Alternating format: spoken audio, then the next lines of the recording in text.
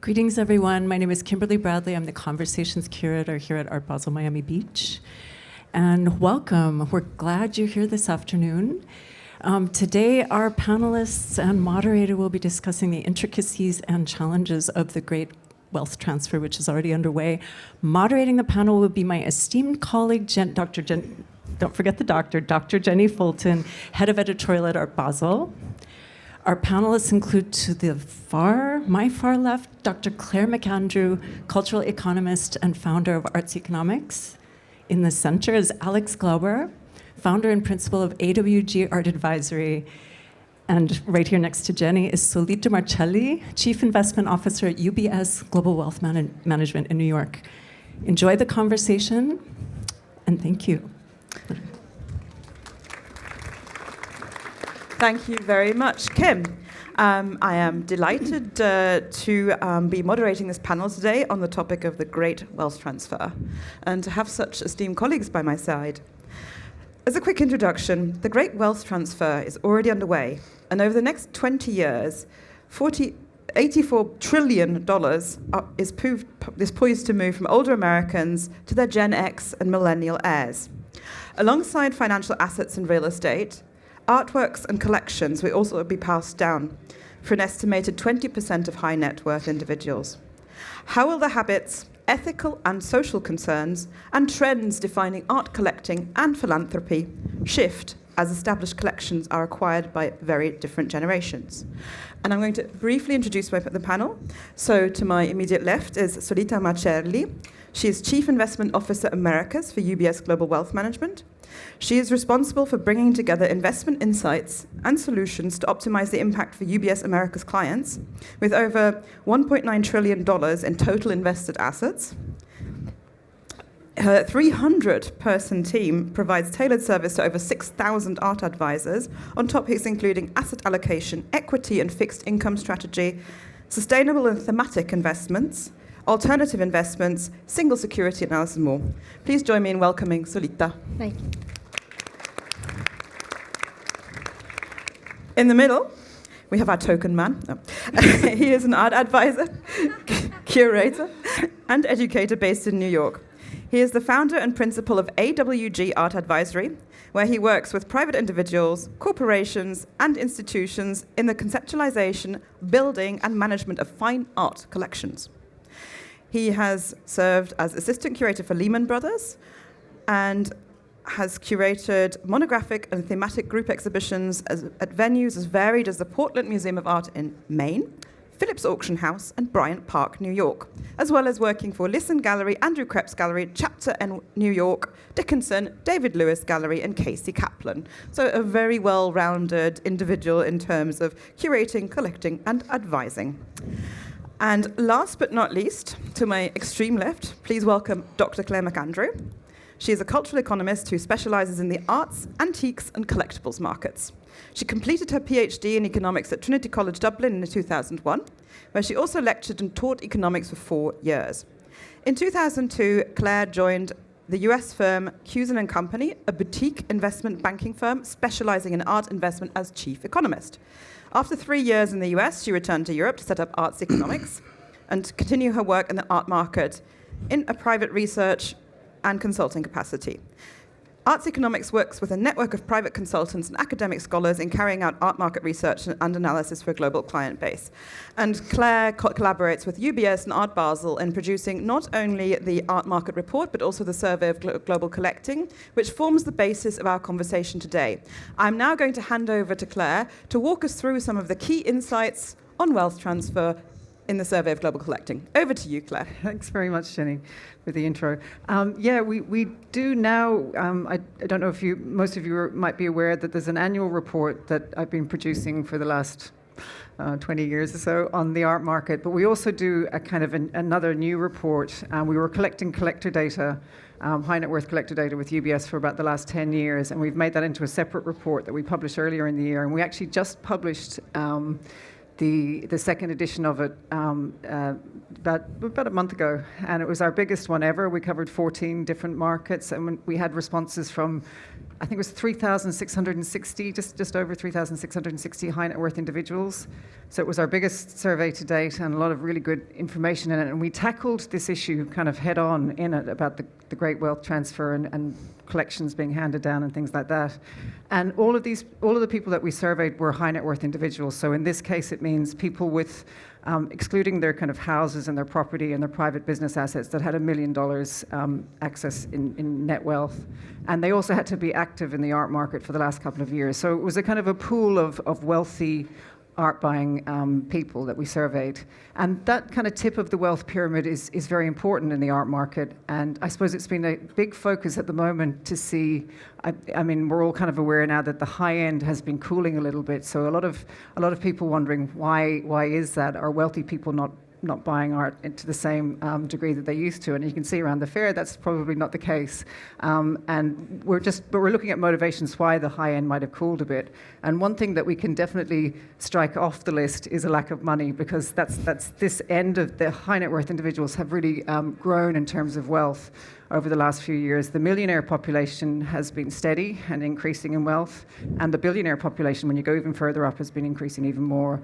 And this is just the kind of value and number of millionaires. And you can see there, and it kind of struggled a little bit during the pandemic, but weathered it better, and then started to grow actually by the end of 2020. It kind of fell a little bit, but we've seen growth again last year. And what we're seeing with millionaires is wealth growing, but the number of people shrank a little bit last year. So we're getting a little bit more concentrated in terms of wealth. And this is very much the case with billionaires as well. I mean, billionaires has been amazing to watch. This is the kind of March totals, but in the year of 2020, during the pandemic, billionaire wealth grew by 60%. So while the world was kind of falling apart, at that very kind of top end was actually growing in terms of wealth. And then it slowed a little bit, but it kind of kicked off again last year. And you can see the phenomenal growth in wealth and population over the last few years. And there's been some really interesting research by UBS. It used to be kind of that most of the new billionaire wealth was generated by self-made billionaires in kind of industries like tech and finance and things. But in terms of new wealth generated by millionaires last year, 52% was from inherited wealth. So this is where we're really seeing that kind of wealth transfer, and it's a really interesting dynamic. And if you go back to, I think it was 2018, it was less than 20%. So it's a big change. We're starting to see that wealth being generated by inherited wealth rather than by self-made wealth. So if you look at the billionaires list on Forbes, I think 70% of those are self-made billionaires, but it's much higher for the over 40s than the under 40s. And I think there was 15 people on the billionaire list that were under 30, and all of those were inherited wealth. So you can really see the different dynamic. The kind of older billionaires kind of made the money, it was kind of self-generated, and now the younger billionaires are inheriting the money. So this is kind of critical in this whole wealth transfer. So are they buying art, these billionaires? Well, this is the allocation they have to art in their overall portfolios. This is from the survey that we did, and the average allocation to art over this nearly 4,000 people that we surveyed was 15%. So that's a really high number. It's quite a high number, and it's actually dropped a little bit over the last couple of years. But you can see there over half of the share of people that we surveyed were somewhere between 11 and 30%. So 11 and 30% of their wealth is held in their art collections. And one really consistent finding we've had as well is that the wealthier the people were that we surveyed, the more they allocated to art. So you can see there the ultra high net worths, as we'd call them, the 50 million plus, had 25% of their wealth held in their art collection. So it's a very significant part of their wealth, and you can see why they're so pivotal in shaping some of the trends that we see in the market, because they're wealthy and they allocate quite a lot to their collections. We looked directly in this survey at how much of their collections are inherited. So how much of how important are what's in the collections? How much do they inherit from parents and family, and how important that is to them? And it was really interesting that 91% of the people we surveyed had inherited works in their collections. So most of the people in that group that we surveyed across all of the different markets, so it didn't really matter what region they were from or what age dynamic they were, had inherited something. And 72% had kept at least some of those. So there's only, I think, 19% that had inherited stuff and given it all away or sold it all. So most people inherited something. There was a higher share of younger collectors holding onto things. I mean, they probably inherited it more recently. But even with the oldest silent generation collectors that we surveyed, over half of those still had inherited works in their collection at their kind of older kind of age profile. And the reason they had a slightly lower share is they were less likely to have inherited stuff in the first place. So there's a few things going on there. There's a tradition. Oh, I've lost my. There's a tradition of collecting. Sorry. There's a tradition of collecting, and it's important in starting off collections because young people have inherited works in their collections. There's been an increase in donating works over time. That's the second kind of thing we can get from that. And also donated works have kind of longevity in collections once they're in there. So people do hang on to things once they get them. This next one was just to show that at the moment, as it stands now, wealthier collectors were a little bit less likely to not have inherited any works. It was still only a minority, but it was something like, I think, 17% of people with wealth over 50 million hadn't inherited anything versus about 5% of the people with wealth less than 5 million. And it's down to that issue I was saying before, in that it's the over 40s that tend to be the generators of self-made wealth, whereas the under 40s are the ones that inherited stuff. And that is changing. I mean, as we saw, as I said, the 15 people that were under 30 in that billionaire list, they were all inherited wealth. So that is a dynamic that's shifting for sure. Another thing we asked them was, there's been a lot of discussion, I think, about what's going to happen when art collections get passed down through generations, and are the next generation going to like the same things, and what's going to happen to the art if they don't like it. I mean, there's so many really important boomer collectors and that have huge, really valuable collections, and if they pass it on to their children don't like the same kind of things. Is there going to be a big flood onto the market of certain works by certain artists, and what's that going to mean? So we asked people, what were the motivations for selling things? When you inherited something, what were the motivations for selling it? And it was interesting that probably one of the lower reasons was taste and differences in taste. So the big reasons that people inherit things and sell them on are actually really practical things. The biggest one, 55%, was that they didn't have any space for it. And that's the big one, I think, for a lot of people. It's a very practical one. And then the other big one for about nearly half of the sample was estate taxes.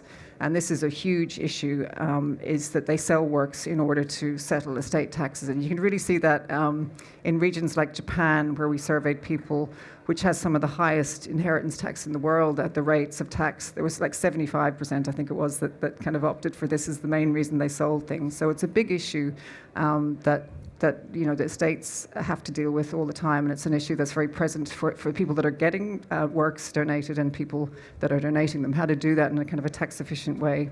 And there was only 23% that said they divested works because they didn't have the same taste or didn't really fit into their collection. So it was actually a smaller reason than you would think. And it was the same actually throughout the survey. We were looking for tastes, and were the tastes of younger collectors that much different from their older peers. And I'm sure there is if you dig deeper, but in terms of mediums and channels and things like that, there wasn't actually the biggest divide that might be expected. So it was interesting that it's more the practical concerns that are on people's minds. And then the last thing we asked was, what about their plans? So not just what they've received, but what do they intend to do with their collections? And this was a really big concern for collectors of all ages. So even the millennial and Gen Z collectors were really concerned about succession planning and legacy and things like that you wouldn't maybe think so. But I think it was 80% overall, and it was a really high share of people throughout the different age groups concerned about succession planning and legacy planning. And a lot of them already had plans in place. 65% of the sample had a plan in place to donate something to their spouse, 43% to their children, 51% to family and friends, and I thought was a very positive thing, 49% to museums and charitable institutions, which is a fantastic figure. And actually, we asked a different question, not related to this topic, but there was, I think it was just over a third, 37% said they plan to donate something to a museum or institution in the next 12 months, which is fantastic because obviously, there's a big kind of question in some areas about how arts funding is going to go over the next kind of few years. So there is going to be a gap probably between public and private. So that was a very big concern. But it's a very present concern in the minds of the collectors that we surveyed. They're concerned about it and they have active plans in place. So it's a huge topic for the collectors that we surveyed. Great. Thank you so much, Claire, for sharing those insights. Excuse me. Building on two insights that you just shared, namely that 15% of a high net worth individual's portfolio is allocated to art, and as you get wealthier in the ultra high net worth segment, it's 50%, it can form a significant part of assets. Yet purposefully investing in art, speculating in art, is highly risky. How does one differentiate, therefore, between art as a passion and art as an investment? Solita. Great, thank you. By the way, amazing work, Dr. Andrews, again, year after year, and it's been very informative for us as well at UBS. So look, this is a great question, and it's a question we get all the time. First of all, I just want to say that art is immensely important for most of our clients because of their passion for collecting and because of the significant value those collections carry. And that's why we're here at UBS, and we're putting extensive resources behind guiding our clients in their art-related decisions. Now, that said, maybe because of that, a lot of people are surprised when I say that at UBS we perceive art more of a passion pursuit rather than investment. And that's not because a piece of art cannot have a significant, cannot worth a lot of money, because as we know, it does. But when we are building portfolios for our clients from an investment perspective, we're aiming to meet a client's specific financial goals with the highest level of certainty, whether it's their goals are income needs or retirement ambitions. And for that reason, there are a couple of reasons art may not be able to play a role from that perspective. One reason is that it's not a liquid enough market for us. But even more so than that, it is very difficult to measure the return on investment for a given art piece. You have, first of all, there's not enough transparency. You have a lack of availability, publicly available data. And a lot of the inputs that we put in to be able to forecast the future value is unpredictable. It's very hard to build a financial model that accounts for the shifts in generational shifts in taste, right? And that makes it a lot more speculative and volatile from an investment perspective. But I just want to reiterate, because I want to get invited next year. Okay, this is not an indictment on the art market at all. On the contrary, I think art has value on its own right that traditional investments don't necessarily provide or cannot provide.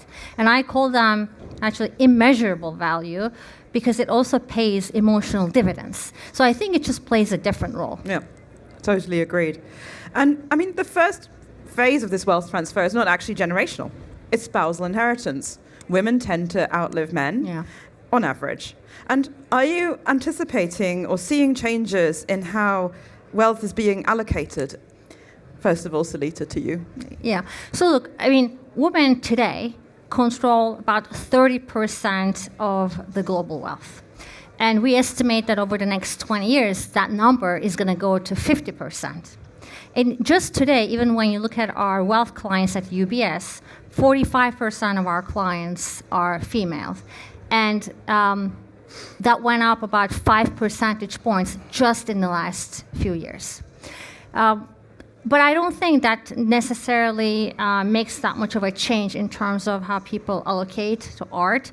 But then there's a related trend, though, that we're seeing, which is an increase in the prominence of female artists in collections that has historically been underrepresented. Obviously, women have more money today, and they're more of in a decision-making seats when it comes to art collections, and there are many examples of that. I mean, just think about, for example, Alice Walton, Walmart heiress. She's built Crystal Bridges Museum, making decisions on purchases, and I think in general people like to see themselves or a portion of themselves reflected in the art, or they want to be emotionally connected to it. So we have certainly seen, probably, Dr. Andrews has a lot more insight through the survey, but through our client experience, we have certainly seen a reappraisal of female artists there. So, yeah. Claire, in terms of your research over the last 5 years, have you seen these shifts impacting the types of art being bought and sold? I mean, the great wealth transfer is already underway in that sense. What does the data tell us? Well, in terms of that allocation, how much they've allocate, that's actually dropped in the last couple of years. Like I think it peaked in 2021, it was about 24%, so the allocation's fallen. And it's a difficult thing. I know everyone's views vary on whether art is an investment or an asset, but I think a lot of people would believe that it's good for kind of diversifying risk, or it's some kind of a safe haven thing that you can hang on to when everything else is going slightly pear-shaped. So you would expect maybe that kind of allocation would have gone up, but I think it's down to a little bit of what Solita said about the liquidity. I think when things are a little bit uncertain, maybe people want to hold things that's easier to get in and get out of, and also interest rates over the last few years, because we were amazed in the last, not this survey, but the last one last year, we asked how many people used credit and lending to purchase art in this high net worth individuals group, and it was really high. It was like over 40%. So that has altered the balance of people's portfolios of wealth and how they allocate. So you say the speculative element has kind of been driven out of that, and a people little are bit, now reassessing. or else it's just that other things are doing better than the market's quietening down in terms of value, not necessarily volume. So we're seeing more things selling now than they were over the last couple of years, but just that the very, very top end has flattened down a little bit. How important is generational taste as a factor? I mean, we saw from your presentation now that younger people don't actually tend to have that much of a different choice in artworks or artists than their parents. Does the spending behavior of millennials and Gen Z diverge from their boomer parents? I mean, Alex, what are you seeing in your clients who you're advising? What is the kind of feedback that you're getting there? Sorry, I was just fixating on the fact that as the only man up here, I'm not going to be the first to die, according to you. So I've been I a bit didn't say that. distracted I with said on average. musings of my own mortality. Happy to answer that, but I have a couple thoughts on some of the other topics if I go ahead first. This notion of investment or speculation, if you look at this window of time from the Great Recession to now, the role of quantitative easing and fiscal policy that put interest rates effectively at zero supercharged the art market. It put steroids into the system because on the one hand you had it exacerbated income and wealth inequality, but gave wealthy individuals little incentive to keep money in traditional investment vehicles. So they were looking for something to hedge against inflation, a store of value, or an alternative asset. But also to Claire's point, they had access to credit that effectively made money free. So as we see the art market over the last couple of years contract, and people are wondering what it will take to get back to that, lowering interest rates incrementally will help. But the notion that we're going to return to the froth and just the sheer velocity of consumption that we saw over the last decade and a half, I think it's unlikely. So the conversations then about investment, speculation, assets, I think a lot of it has to do with the fact that, if you look at art history and the trajectory of the canon, History never compartmentalizes itself as neatly as we would like, but if you study art history, you understand, you have pop art, and before that you have abstract expressionism, and you have minimalism. We try to codify what is inherently not a neat and organized system of expression, art, into these categories. Well, many would agree that since 2000, late 90s, like we really haven't had a codified ism, for lack of a better term. So really the market has superseded that conversation. And for people who, I think as everybody, and collectors included, are, nobody wants to feel stupid or sound like they don't understand what they're experiencing and pursuing. So it's much easier to talk about money than it is art and ideas. So the market in many ways became the default narrative. And if people, as new collectors, when I'm working with new collectors, I'll often say to them, what makes collecting contemporary or art of your generation exciting is also what makes it kind of terrifying, is you get to make your own value judgments. I mean, just look around this fair. If you think about an art history textbook, a decade will get collapsed into 5 or 10 artists. There are more than 5 or 10 artists down on that first floor. So most of them will not stand the test of time. And every day there's more art in the world than ever before. So, as you try to think about what your taste is, you get to make your own value judgments and bring some sense of order or logic to a very sort of fluid discourse that is yet to be codified into a historical hierarchy. So in the absence of being able to determine what you like or what is quote unquote good or bad, people look to the market as an indication. And that's where you get concepts like a Veblen good, where contrary to classical belief where, as price goes up, demand should go down. In luxury markets, as price goes up, demand goes up because people naturally look at value or cost as an indication of quality. So the art market inherently is sort of totally askew and backwards and functions in many ways contrary to traditional neoclassical economics. Solita, do you want to comment on that?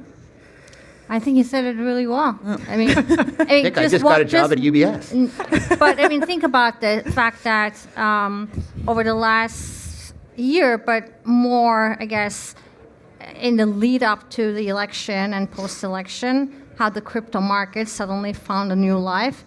It seems like that fueled that new life into the art market with the recent news. So, well, it's no surprise that the one lot in the Sotheby's evening sale that could be paid for in crypto was the Catalan banana.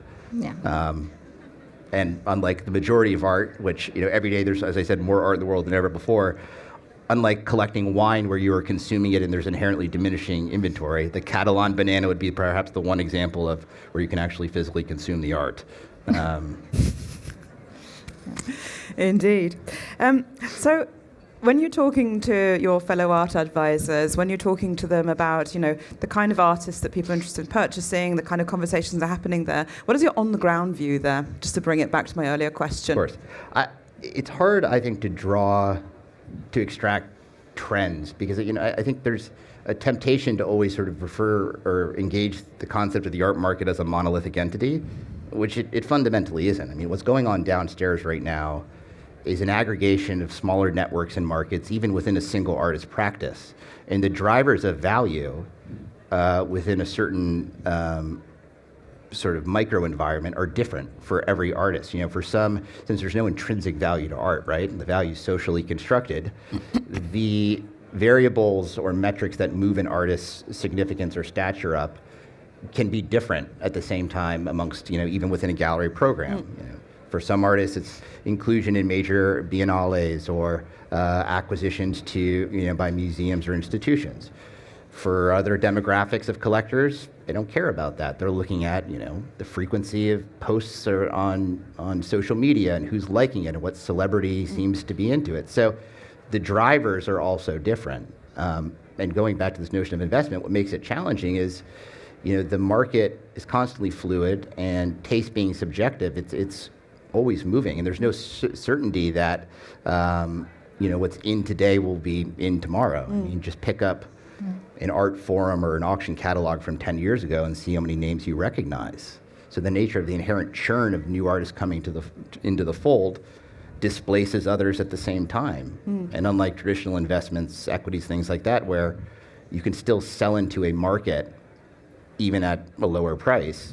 What often happens with an artist who falls out of favor is, the demand evaporates and it dries up. So it becomes fundamentally illiquid. I think the one difference in generations that we've seen actually in the report is access channels.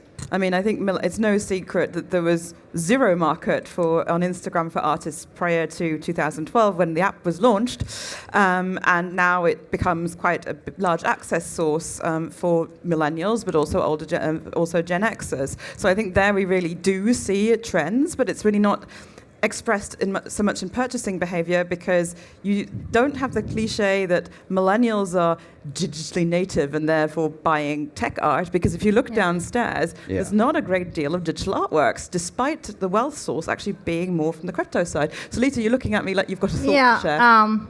I can't comment whether it will be buying more or less digital artwork, but what I would say when it comes to sort of generation millennials and Gen Z, right?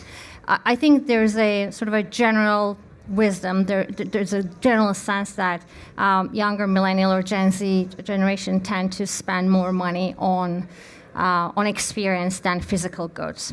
And I think that's true to some extent, but I think there's a limit how far that logic can go. Because I think about the luxury brand market, where I think you were mentioning, there's, I think, quite a bit of parallels to the art market there. And the luxury brand market has certainly proven their staying power.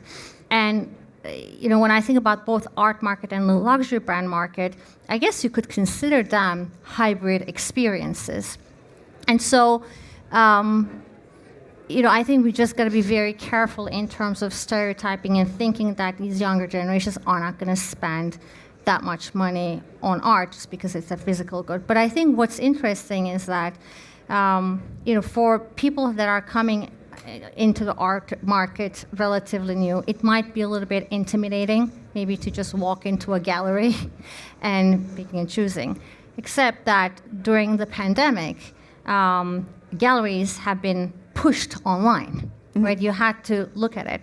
So today, I think what we're seeing a little bit is that younger generation might actually, we're past the pandemic, so you're walking into the gallery, you're looking at it, you're doing your research, you're getting to know the artist, but when it comes time to buy, I think they're going online to buy as well. I mean, we're seeing from the auctions, $5, $6, $7, $8 million bids being put online a lot more frequently. And I remember when the auction houses first were allowing you to bid online, they would charge you an additional premium to do so. And now, they encourage you, it has lowered their overhead dramatically. Claire, that was one of the findings as well in the survey of Global Collecting, that the access channels for purchasing art have enormously diversified, particularly towards the younger generation. Absolutely. I think that we found that people are going to more events and more fairs and stuff than they were pre-COVID. So they're actually going around to things, but as you say, Solita, when it actually comes to we ask them their preferences of where they prefer to actually do the buying, and it is most of them preferred to buy online, and that was quite a skewed younger sample. Yeah, it was like multi-channel. It was websites, social media channels, telephone, and in person. So it was like a real mix. And there was, what was quite clear was for a gallery to invest in their sort of more digital channels was a pretty savvy move, and to reduce the friction there. We also surveyed Art Basel VIPs in that report as well. It's quite interesting. It's kind of tucked at the back of the report, and they much prefer to go and to buy at a fair or in a gallery. So it's a little bit about your level of experience and how intimidating it is. If you're very well treated and looked after and you're in the kind of fold, you probably prefer to do it in person. But it's interesting. It's not that people aren't going to events. They're going to much more in terms of gallery exhibitions and things like that as well. But just when it comes to buying, they're quite happy to do it at home or in their office or wherever they're exactly. I think one interesting thing is also that Gen X is the generation driving the art market. And I remember a few years ago there was like a lot of talk about Gen X being sort of the forgotten generation. Then Claire got very angry with me and she said, "We feel slightly overlooked, and yet look at us here. We are the people who are spending the most at the above $100,000 level." What are the trends there? How are we seeing this kind of because they're in the prime really collecting age, between the ages of I'm an elder millennial, so 44 and like 61. I think that's the Gen X bracket right now.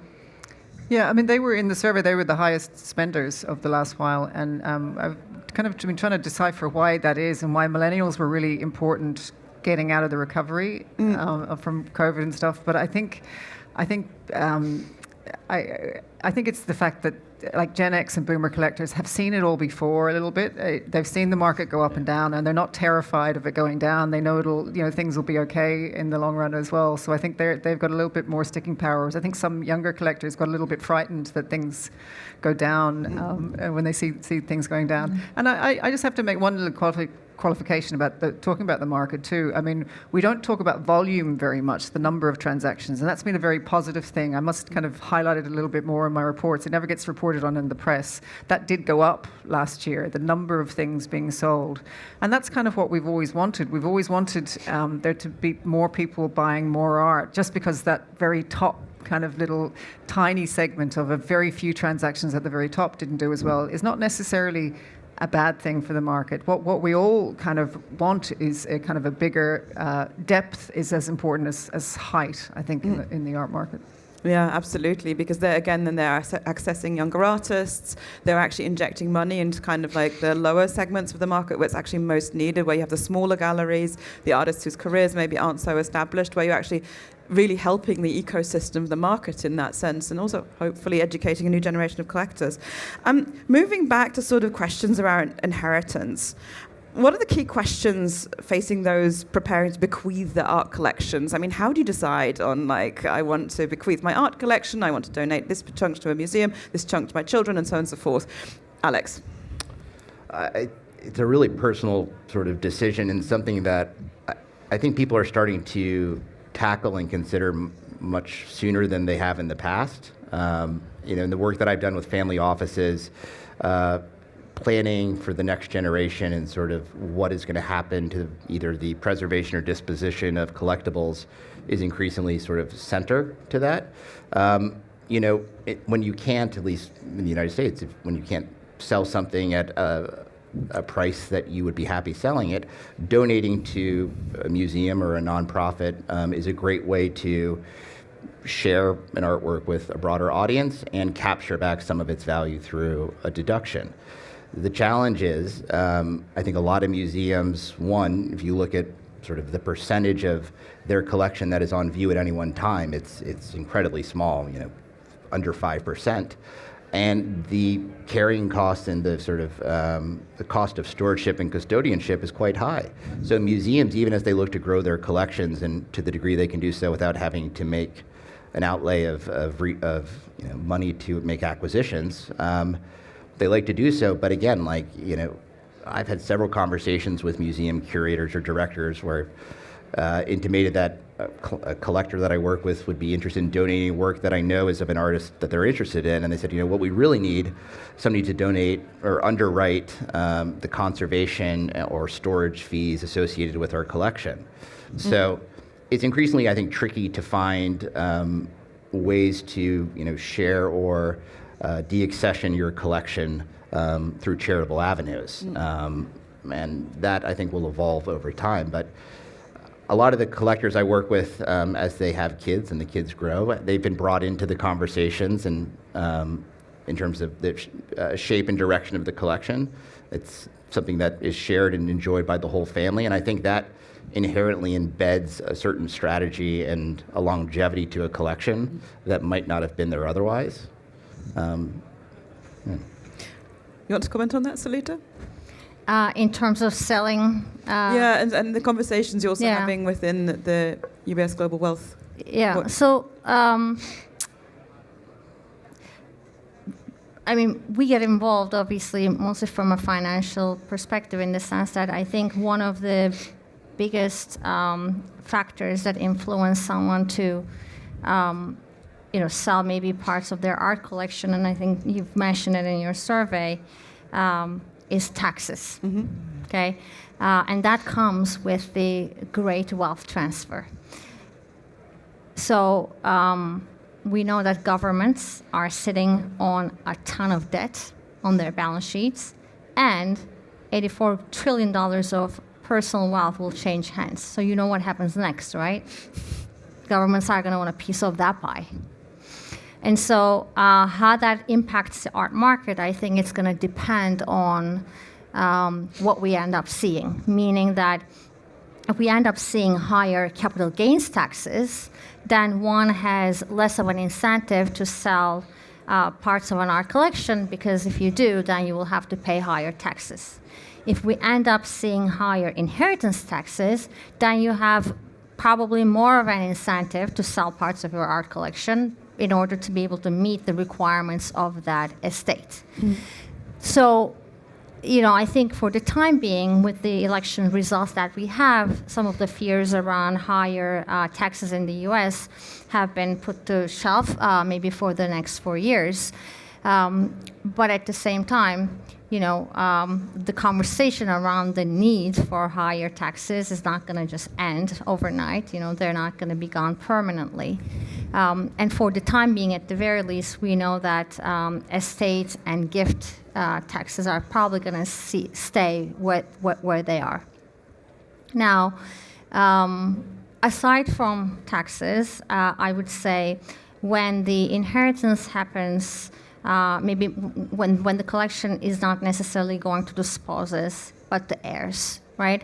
I think that's where you're probably seeing more of these art collections hitting the market, because besides the debate about changing tastes and all that stuff, when you're trying to split inheritance and you have children, more than 2, it is a lot harder to split the art collection unless you're liquidating it first and then splitting among kids. So then maybe the debate around taste becomes secondary. You just need to limit the amount of fighting going on. Yeah. That's very true. I think this matter of taste is really quite interesting, and trying to put numbers to it. The team at Art Day, which is a really wonderful data-driven platform that provides auction comparables and insight, bless you, and tracking values, helped me put together some numbers, which I will pull out here and share. But I was curious, looking at, for instance, segments like pop art and ABEX, which are collecting categories that would be associated with an older generation.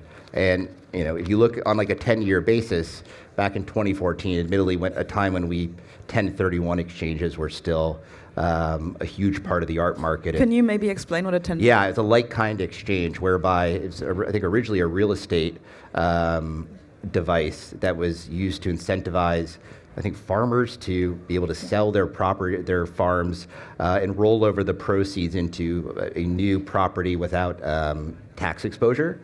And at some point, it was adopted by the art world in a way to effectively sell something that had appreciated dramatically. And if you designated those proceeds into a new acquisition within 45 days and then executed it over another 90 or something, you could shelter the tax burden. So that gave a sense of massive scale to the art market that in reality might not have been there. But so for example, like say you have a Picasso, you sold it obviously for a lot of gain, and then you could use that to invest in emerging artists. Well, that's the question, right? Is if you're dealing with property, a house to a house is sort of an apples to apples thing. But with respect to paintings, if you sell the Picasso, do you have to buy another Picasso?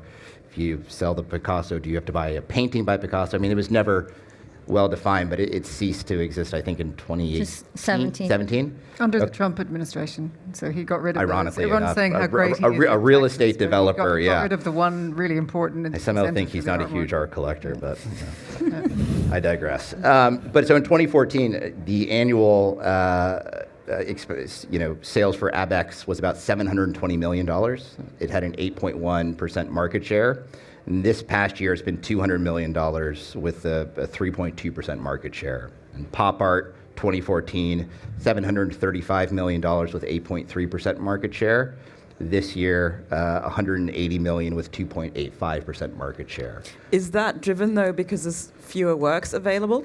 Well, there are a lot of, we could interpret it a lot of different ways, but I think it speaks to, the appetite for that kind of material. And if you're looking at, the trends of younger generations, they also helped me look into indices of African American artists or post-war female artists from 2000 to now, and those collecting categories have outperformed ABEX or pop art dramatically. So you certainly see an interest in younger, newer collectors who are looking to expand the canon and look for figures that historically had either been marginalized or left out of the discourse, or talent that had traditionally not participated in a very focused market ecosystem that we see at places like that's what you see with Leonora Carrington achieving a lifetime prize high earlier this year, for example. There is a canon revision going on. Exactly. And I think that speaks also to collecting motivations, Claire, doesn't it? Because you think about kind of political motivations, ethical considerations as well, the desire to change things and to not just continue the old. Do you want to talk about that a little bit as well? Like generational shifts and kind of motivations? Yeah, it's not something that I've kind of looked into that well. The biggest motivation for collectors in our research was self-driven, self-identity and self-driven motivations. Ethical considerations were kind of relatively small. Financial motivations were kind of secondary to self, and things like sharing experiences was also kind of on par with financial. So there wasn't a huge difference, again, by age groups. We were looking for all these kind of cliches in terms of channels and motivations and things like that, and we just didn't find them in the research. I think if you dig deeper into individual artists and things like that, we would see differences between what different generations like. But at the kind of broader level we're looking at, there wasn't huge difference. It's really interesting the way you do have a certain consistency across a huge range of ages, interests, and also geographies. Because the other thing that's changed the art market over the past sort of 5 to 10 years is diversity. So really, markets for African American artists growing so rapidly, contemporary Latin American art, and just the idea that art history, as you were saying, the idea of it's a series of isms is just no longer there. But when it's more a global art history as opposed to a situated idea of modernism, postmodernism, and whatnot.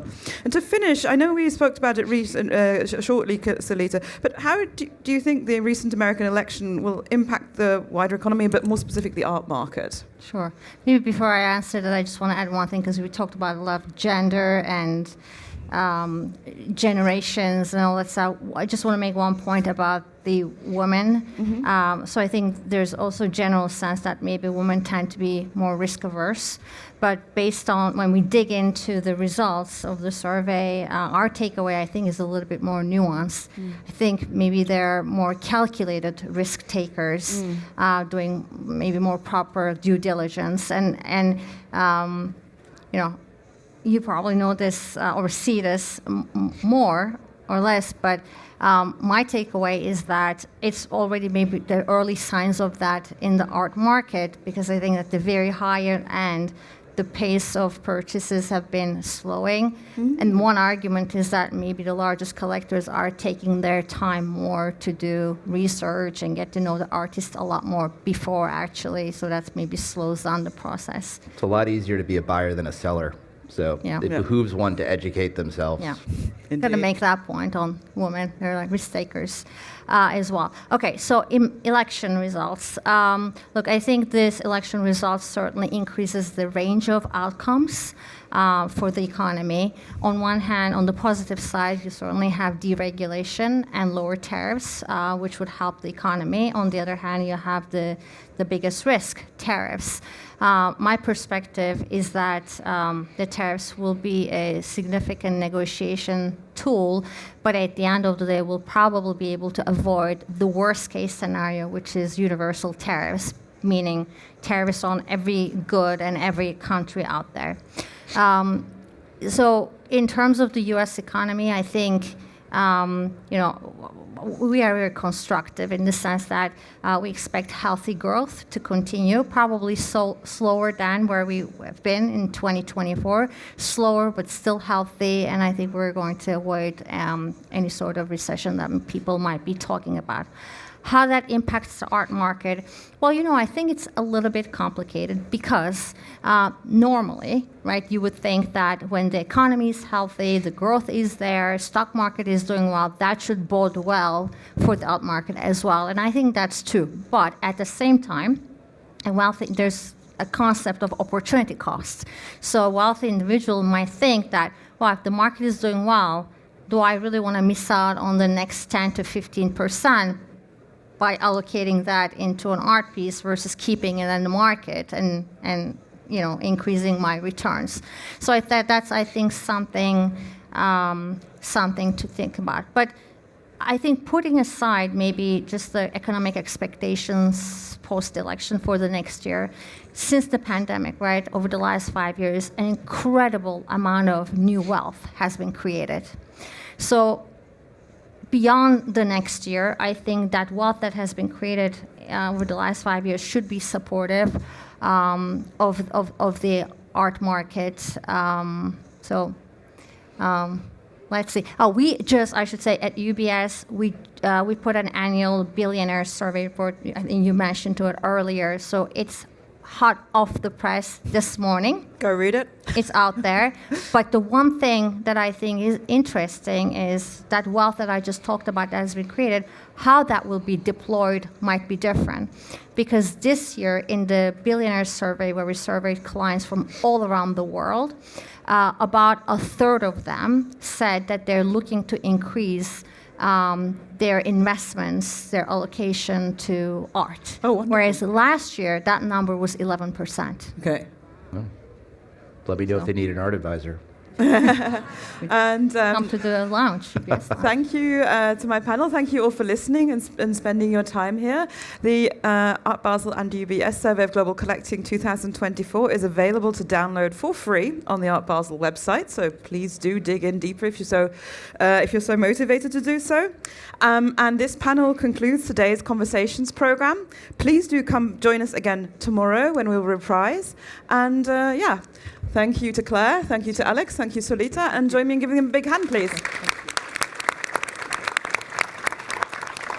Always a pleasure.